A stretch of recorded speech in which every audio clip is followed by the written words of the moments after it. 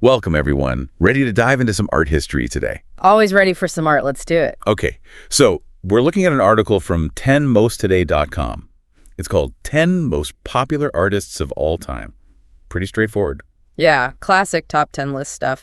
But you know what? These lists always get you thinking. They do, right? Yeah. Like, how do you even begin to rank something like that? Exactly. Especially with art, it's so subjective, right? Totally. And we're talking about artists from all different time periods and movements and styles. And yet some names just seem to rise to the top, and it's not always who you'd expect either. Oh, there are definitely some surprises on this list. So should we just jump right in and see who made the cut? Let's dive in. I'm curious to see what they came up with. Okay, at the very top, no surprise here, we've got Leonardo da Vinci. Of course, who else would it be? The Mona Lisa guy, right? Yeah, that's the one everyone knows. But what's fascinating to me is that da Vinci was so much more than just a painter. Oh, absolutely. I mean, he was an inventor and a scientist. He was even an anatomist. Really a true Renaissance man. Totally. He was the embodiment of that Renaissance ideal, and you can see that reflected in his artwork for sure. How so? Well, think about his anatomical drawings. They're incredibly detailed. He had this deep understanding of the human body. And that clearly informed his paintings, right? Like the Mona Lisa. Exactly. The way he captures her expression, the subtle nuances of her face. It's clear that his scientific mind was working alongside his artistic eye. I see. So it wasn't just about technical skill for him. Not at all. It was this combination of observation and knowledge. He was always seeking to understand the underlying principles of the world around him. That's fascinating. So it's almost like he's inviting us to look deeper. I think so, to see beyond the surface and explore the mysteries alongside him. It's like his art is a window into his inquisitive mind. Precisely. Yeah. Now, speaking of Renaissance minds, next on the list we have Michelangelo.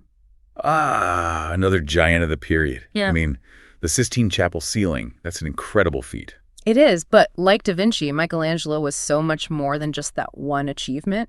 Oh yeah, totally. He was a sculptor, right? Yeah. I mean, that statue of David is unbelievable. He was a sculptor, an architect, even a poet. Wow. A true Renaissance man as well. Absolutely. He embodied that ideal of being skilled in multiple disciplines. It makes you wonder what drove him to excel in so many areas. Well, during the Renaissance, there was this belief that a truly accomplished person should strive to develop their talents in many different fields. I see. So it wasn't just about being good at one thing. It was about pushing the boundaries of human potential. Exactly. Embracing knowledge and creativity in all its forms. And Michelangelo certainly took that to heart. He did. And when you consider the scale and ambition of his works, it's clear he wasn't afraid of any challenge. The Sistine Chapel ceiling, the statue of David, even the design of St. Peter's Basilica. It's mind-boggling the amount he accomplished in one lifetime. And it wasn't just about quantity, but also about quality and innovation. Oh, absolutely. Take the statue of David, for instance. He chose to depict David before his battle with Goliath. A moment of quiet contemplation rather than triumphant victory. A bold choice. Definitely different from traditional depictions. Exactly. A testament to his unique vision and willingness to break from convention. And did you know he painted the Last Judgment on the Sistine Chapel wall over 20 years after he finished the ceiling? Wow, imagine revisiting such a masterpiece after 2 decades. That must have been intense. It makes you wonder what motivated him to take on that challenge. It shows that even the greatest masters were constantly evolving, responding to new ideas and artistic trends. It's fascinating to see how his style developed over time. Absolutely. The Last Judgment has this incredible drama and emotional intensity, reflecting the shift towards mannerism in the later Renaissance. So we've got two Renaissance titans at the top of our list. Da Vinci, the master of observation, and Michelangelo, the embodiment of creative energy. Both incredible artists in their own right. But now let's shift gears and talk about an artist whose life was, well, quite a bit more tumultuous. Vincent van Gogh. Ah, yes, Van Gogh, a brilliant artist, but also a troubled soul, His struggles with mental illness are well documented. and often seen as a key influence on his art. You look at his paintings with the swirling brushstrokes and vibrant colors, and you can almost feel this raw, emotional intensity. You can, but do you think it's fair to reduce his work solely to a product of his suffering? That's a good question. Is there more to it than that? I think so. While it's important to acknowledge his struggles, we should also recognize the incredible artistry at play. Right, like his innovative use of color, his bold experimentation with form. He was pushing the boundaries of artistic expression in so many ways. And his paintings are instantly recognizable, aren't they? The Starry Night, the sunflowers. Oh, absolutely. There's this incredible sense of movement and emotion in his work. You can almost feel the brushstrokes conveying his inner world. It's like he's inviting us to experience the world through his eyes. I think that's a big part of his enduring appeal, that ability to connect with viewers on such a visceral level. So, from Renaissance masters to the emotional depths of post-impressionism, our journey through art history continues. And next up, we have an artist who completely revolutionized the way we see the world. Pablo Picasso. Ah, Picasso, a true innovator, a rule breaker. He changed the language of art forever. Absolutely, and nowhere is that more evident than in his Cubist paintings.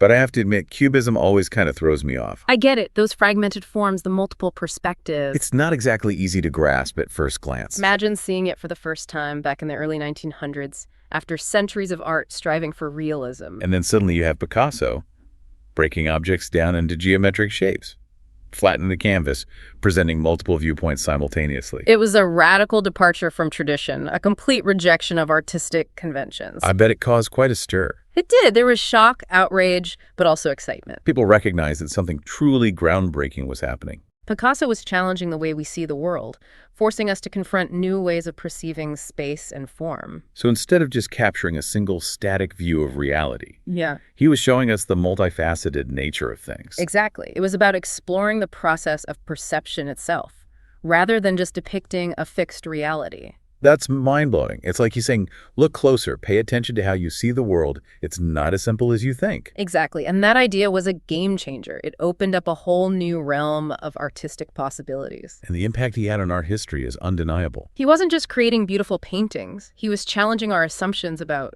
art, perception, reality itself. Okay, after that mind-bending journey through Cubism, I think we need a moment to appreciate the more grounded, realistic style of our next artist, Rembrandt. Ah, Rembrandt, the master of light and shadow, known for his incredible ability to capture the inner lives of his subjects. His portraits aren't just portraits, they're windows into the souls of real people. You can really sense their humanity, their thoughts, their emotions. And his use of light and shadow, chiaroscuro, is just incredible. It's not just about creating depth and realism. It's about highlighting details, emphasizing emotions, drawing the viewer's eye. Like in The Night Watch, the way the light falls on the figures, creating this incredible sense of movement and drama. It's like you're right there in the scene with them. What strikes you most about that painting? The energy, the dynamism, it's not a static group portrait at all. It's a moment captured in time, a snapshot of these individuals caught in action. That's a great way to put it. And it's not just his grand historical scenes that are captivating. The anatomy lesson of Dr. Nicholas Tulp is another powerful example. Absolutely. In that painting, the light draws our attention to the dissected arm. And the faces of the onlookers, their expressions of fascination and maybe even a little unease. It's a masterful blend of scientific observation and human emotion. It is, and it speaks to Rembrandt's ability to capture the complexities of the human experience. Our desire to understand the world, but also our awareness of our own mortality. He doesn't shy away from the difficult or the uncomfortable. It's like he's saying this is what it means to be human, in all its messy, contradictory glory. And that message resonates just as strongly today as it did centuries ago. Speaking of capturing a fleeting sense of reality, let's move on to Claude Monet, the master of Impressionism. Ah, Monet, those water lilies. Exactly. But for those who might not be familiar with Impressionism, Could you break down the core principles of the movement for us? Sure. So Impressionism was a radical departure from the academic art of the 19th century. Instead of striving for photorealistic detail, Impressionists like Monet were more interested in capturing the subjective experience of light and color. So it's less about meticulously recreating every detail and more about capturing the feeling of a moment. Exactly, the way light plays on a scene, the way colors blend and shimmer. Like a fleeting impression rather than a painstakingly rendered reproduction. Monet was obsessed with light and how it changed throughout the day. He'd paint the same scene over and over again at different times. To capture those subtle shifts in color and atmosphere. Oh, so that's why he has all those water lily paintings that look almost identical but subtly different. That's exactly it. He was fascinated by how light danced on water, how the colors shifted and blended throughout the day. And his paintings are like visual poems dedicated to that fleeting beauty. The name Impressionism actually comes from one of Monet's paintings, Impression, Sunrise. Really? I didn't know A that. critic used the term derisively, but the Impressionists embraced it, and it became the defining characteristic of their movement. That's amazing. It's like they were saying, yeah, we're not about the stuffy old rules of art. We're about capturing the world as we see it in all its messy, beautiful imperfection. And it's interesting to think about the context in which Impressionism emerged. Oh, how so? Well, it was a time of rapid social and technological change. Industrialization was transforming cities, the pace of life was accelerating. And artists like Monet were trying to capture that fleeting sense of modernity. Exactly. They were trying to hold on to those moments of beauty amidst the chaos of modern life. That makes a lot of sense. And in a way, it makes Impressionism even more relevant today, in a world that's constantly bombarding us with information and stimulation. It's a reminder to slow down, to appreciate the beauty of the present moment. Now, speaking of embracing the unconventional, prepare yourself, because we're about to enter the bizarre and dreamlike world of Salvador Dali, the ultimate surrealist. Dali, a master of the subconscious, a provocateur, a showman, and above all, a brilliant artist who tapped into the depths of human imagination. When I think of Dali, I think of melting clocks, lobster telephones, and that iconic mustache. He was a master of self-promotion, no doubt, but beneath the theatrics was a deep understanding of psychology and symbolism. His paintings, with their strange juxtapositions and dreamlike logic, they really challenge our perceptions of reality. He invites us to question everything we think we know. Sometimes I look at a Dali painting and I honestly have no idea what's going on. It can be confusing, but even when you don't fully understand it, there's this undeniable allure to the sheer weirdness of it all. Oh, absolutely. What's your initial reaction when you see those melting clocks in the persistence of memory? It's unsettling, isn't it? Like time itself is dissolving. It is, but at the same time, there's a strange beauty to it. That's the thing about Dali. His work isn't meant to be easily explained. It's about embracing the absurd, the illogical, the dreamlike. Challenging our assumptions about what art can be and how it can make us feel. And he definitely succeeds in making us feel something, whether it's fascination, confusion, or even a touch of existential dread. He's not afraid to provoke a reaction. And that power comes from his ability to tap into our collective unconscious, to explore the hidden depths of human experience. It's like he's saying, let go of your preconceived notions, embrace the unexpected, and see where your imagination takes you. Exactly. Now, speaking of exploring the depths of human experience, let's move on to an artist whose work captures the anxieties of modern life with a raw and visceral power. Edvard Munch. Edvard Munch, the man behind the screen, one of the most iconic and instantly recognizable images in art history.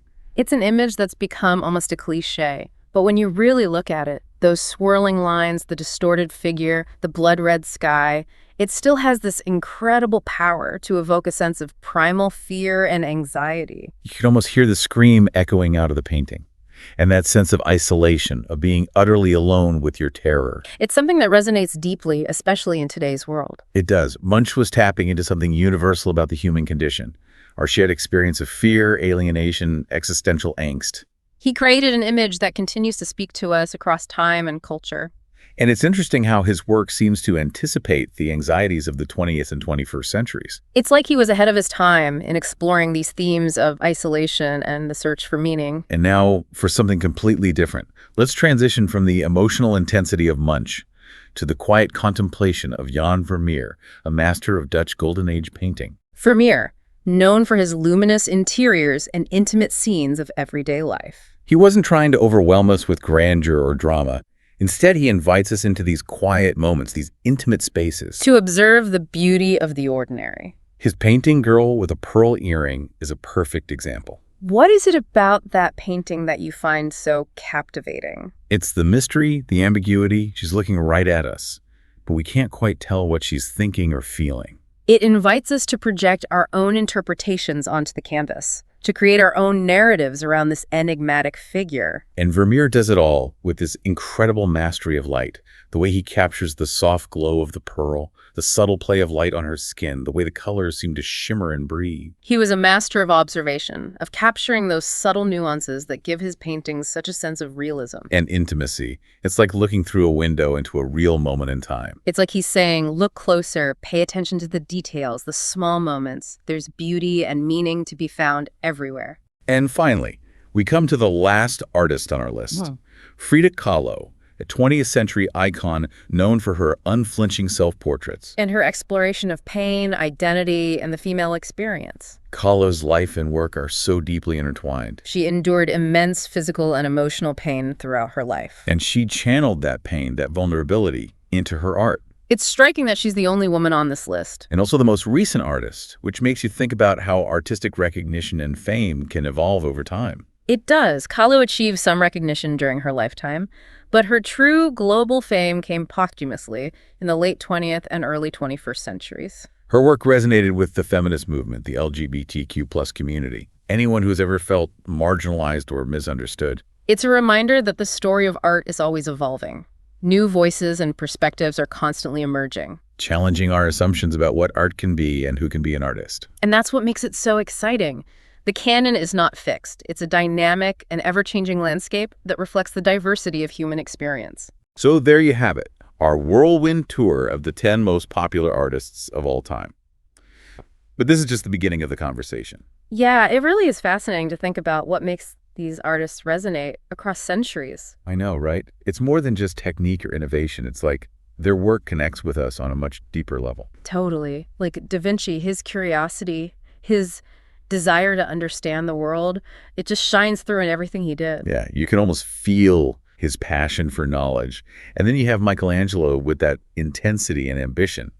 It's almost overwhelming when you think about it. I know, the Sistine Chapel, the David, he was constantly pushing boundaries. He wasn't content with just mastering the techniques of the time. He wanted to redefine what was possible in art. And then there's Picasso, who just blew everything wide open with cubism. He made people see the world in a completely new way. It wasn't just about aesthetics. It was about challenging our very perception of reality. And that's what's so powerful about art, right? It can make us question everything we thought we knew.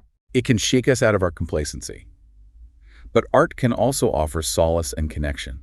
Like Vermeer, those quiet, introspective scenes of everyday life. He reminds us that there's beauty in the ordinary, in those small, fleeting moments. A welcome reminder in today's fast-paced world. Absolutely. And then there's Rembrandt. The master of capturing the human condition. His portraits are just incredible. You can feel the weight of their lives. Their hopes, their fears, their regrets, their joys. It's like you're looking into their souls. And it speaks to that enduring power of art, to connect us across time and space. Even though we live in a different era, those fundamental human experiences remain the same.